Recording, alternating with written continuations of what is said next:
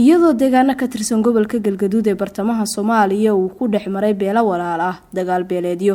oo ka dhacay bariga gobolka Galgaduud ayaa nabadoonka guud ee beeshaasi oo ku sugan magaalada Dhuusamareeb waxa uu ugu baaqay inay ka shaqeeyaan nabadda iyo xasiloonida walaalaha isku beesha ee dagaalku ku dhex maray aagaceel leh halana ay halka ku hakiyaan dhibta.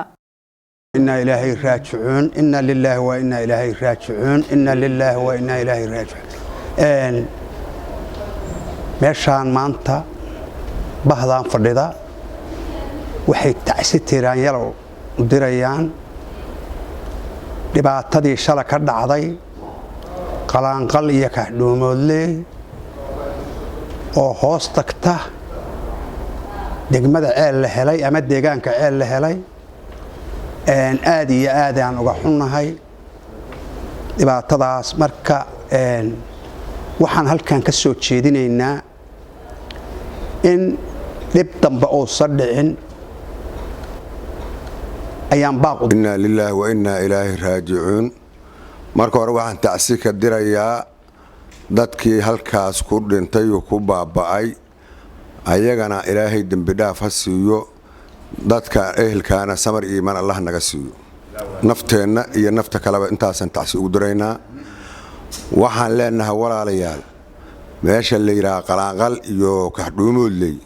raggii ku dhintay xalay iyo shalay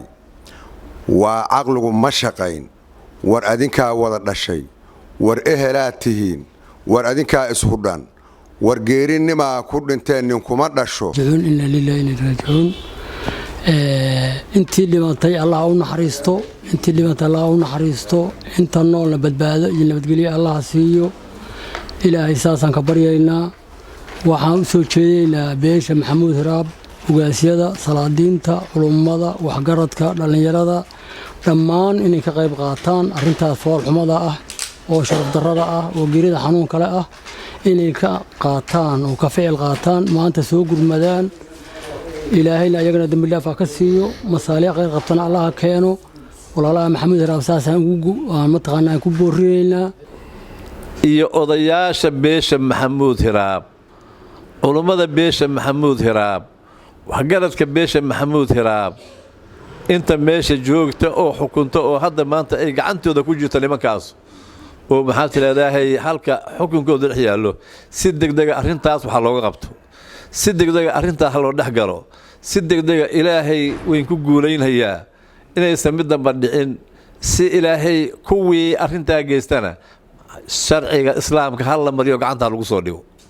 hal lagu soo dhigo meel ay galaanba alla soo qabto wax la deysan kara ma ahan wax laga raali noqon kara ma ahan meel kasto ay galaanba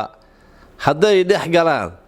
xaaladooda nimanka meesha wadanka joognana waa la qabanayaa haday joogaan meesha wax ku dileena ma la sii deey karo nimankaas ha ogaadeen Maxamuud Hiraab meel ay joogaanba arintii shala dhacday intii ka dambeeyay ay gacanta ku soo dhigaan soo qabtaan وباقي نجدينه وأمر فرينه حقيقة ومحات لهذا أيهين مد كهبون كوا ضمنا أي محات لهذا وحقوق هذا كريان ولا ليال أذنكوا أدو مهاتسن رأى لقاء هذا أنت أرنت النظام مغل ليس يباغ أنك ما أنت دقيستي أنت أرتبا أرنت أس إن وحلاقة قبته محمود راميلي جوجان با وسوق المدان أيان كعصرنا نفس حرس محمود يونيفرسال تي في Dhuusamareeb.